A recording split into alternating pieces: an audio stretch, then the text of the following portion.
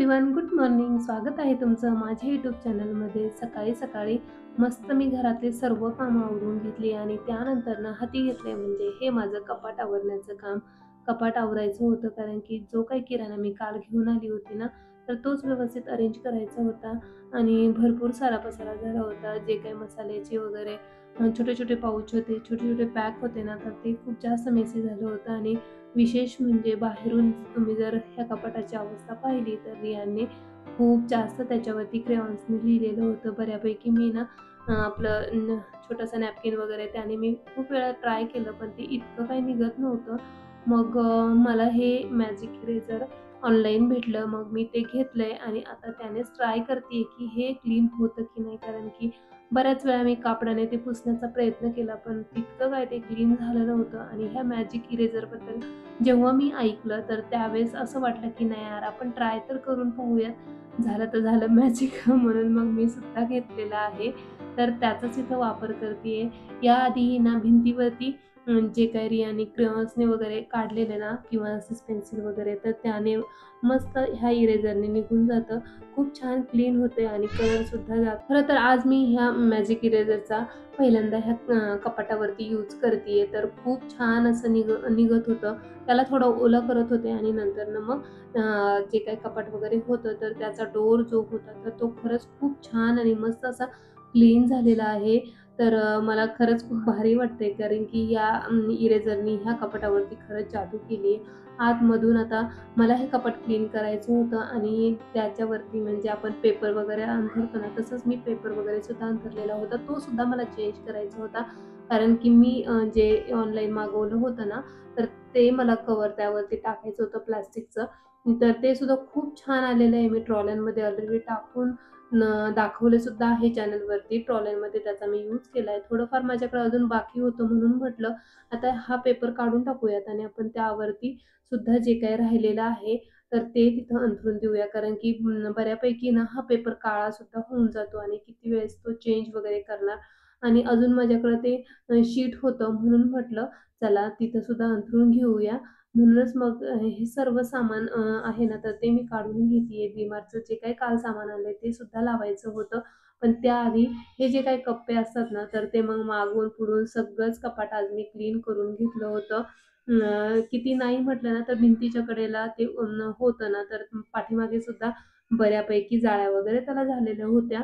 तर ते सुद्धा क्लीन केलं. पुढून सुद्धा क्लीन करतीये आणि हे सर्व क्लीन वगैरे झाल्यानंतर ना, मला त्याच्यावरती अंथरायचंय.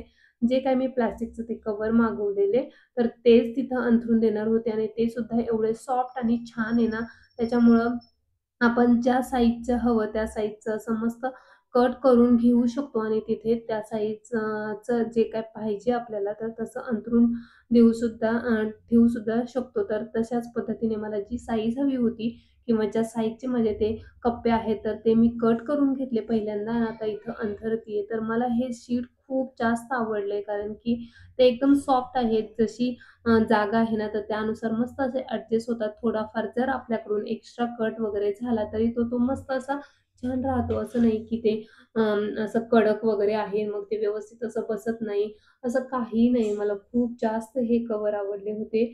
तर हे शीट मी त्यात अंथरून घेतली आणि हे फ्लॉवर प्रिंटसुद्धा खूप भारी वाटत होतं, जे की मी किचनमध्ये ऑलरेडी यूजसुद्धा केलं आहे. आणि माझ्याकडं आता असं झालं की हे 4 कप्पे आहेत आणि 3च कप्प्यांमध्ये हे मावलेलं आहे. थोडंफार शीट राहिलं, जे की आता तिथं खाली बसणार नाही. पण थोड्या जे काही पेज मी तुम्हाला दाखवते, छोटे-छोटे जे तुकडे होते त्याचा यूज मी परत कसा केलाय, आता ते सुद्धा मी तुम्हाला दाखवणार आहे. पण त्याआधी आता हे सामान वगैरे पहिले लावून घेते. आता हे हरभरे किंवा मटकी वगैरे होते ना, ह्या अशा काही गोष्टी आहेत की ज्या मी गावावरून आणल्यात आणि ज्या वर्षभर आपण वापरतो. त्याचा यूज वर्षभरासाठी असतो. जेव्हाही गावी जातो तर त्यावेळेस आता तुम्ही तर पाहू शकता की माझ्याकडे जे खाली मी म्हटलं ना 3च शीट मला पुरले. तर आता तिथं खाली काही नव्हतं, तर चला म्हटलं ठीक आहे. इथं आपण पेपर अंथरून घेऊया. जे हेवी सामान असतं ना, तर ते मी खाली ठेवत असते आणि जे थोडंसं लाईट वेट आहे, तर त्या गोष्टी मी वरती ठेवत असते वरच्या कप्प्यांमध्ये. बऱ्यापैकी ते हे कपाट खूप दणकट आहे आणि हे कपाट मी ना ऑफलाईनच घेतलेलं आहे, शॉपमधून घेतलंय. जेव्हा आम्ही गोव्यामध्ये होतो, तर त्यावेळेस हे कपाट आम्ही कपडे ठेवण्यासाठी यूज करत होतो. कारण की त्यावेळेस काही रिया-निशाण नव्हते. नवीनच आमचं लग्न झालेलं. त्यानंतरनं जेव्हा शिफ्ट आम्ही गोव्यामध्ये झालो, तर त्यावेळेस हे कपाट घेतलेलं आणि त्याचा यूज त्यावेळेस मात्र कपडे ठेवण्यासाठी होता आणि आमच्या दोघांसाठी म्हणजे मस्त सफिशियंट होतं. तर त्यावेळेस तिथं कपडे ठेवले जात होते. पण आता मात्र ह्या फ्लॅटमध्ये फर्निचर वगैरे व्यवस्थित आहे, तर त्याची गरज काही पडत नाही. आता इथे मी मस्त ग्रोसरी वगैरे ठेवत असते.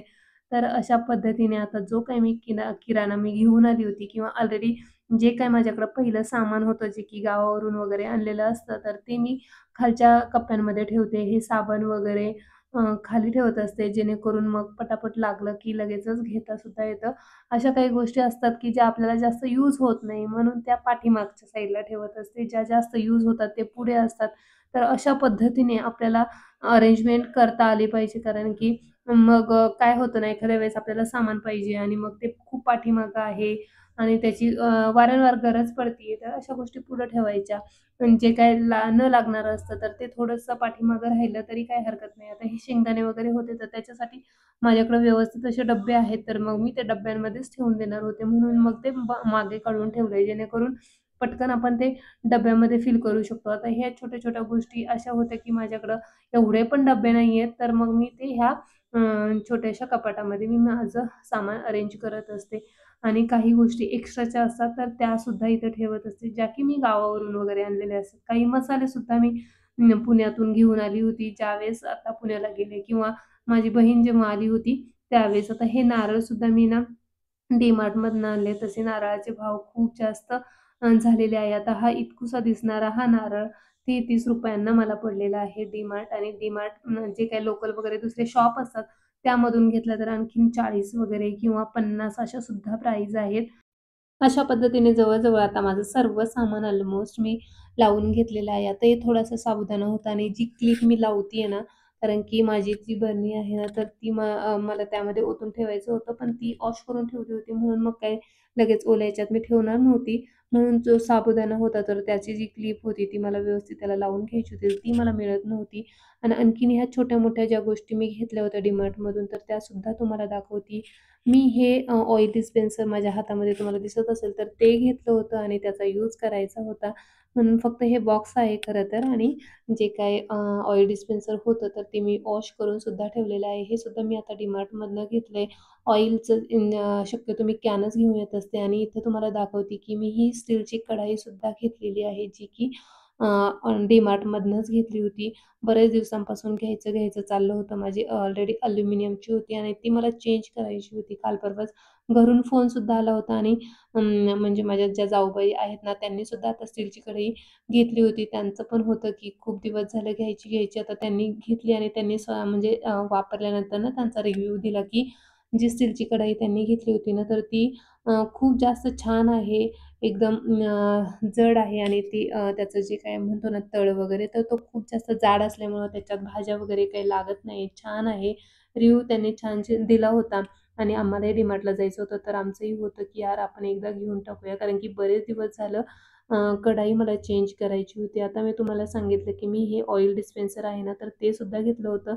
तर त्याच्यामध्येच मी आता हे ऑइल वगैरे ठेवून देते. नाहीतर जे चिनी मातीचं छोटंसं भांडं होतं, त्यात मी तेल घेत होते, जे की भाजीला वगैरे टाकताना ना खूप जास्त म्हणजे असे ओघळ वगैरे यायचे. त्याला जास्त काही हे नव्हतं.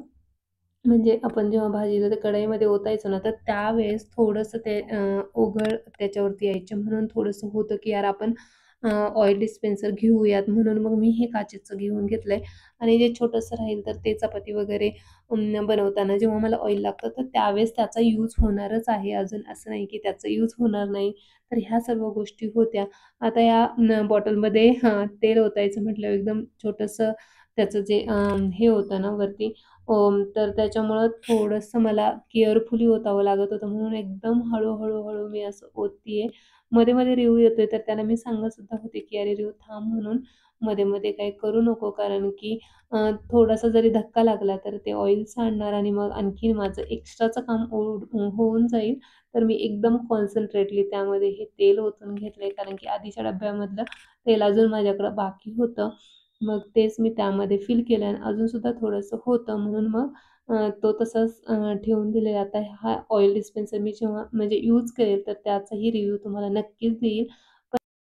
आता हे तर माझं मस्त क्लिअरली छान झालं होतं करून. तर आता ह्या ज्या काचेच्या बरण्या आहेत, तर ते ठेवण्यासाठी मी हा ट्रे ठेवलेला आहे. त्यामध्ये व्यवस्थित असे अरेंज करून मला तिथं ठेवता येतात आणि त्या माझ्या 6 ज्या काचेच्या बरण्या आहेत, तर त्या छान ह्या ट्रेमध्ये सुद्धा बसून जातात.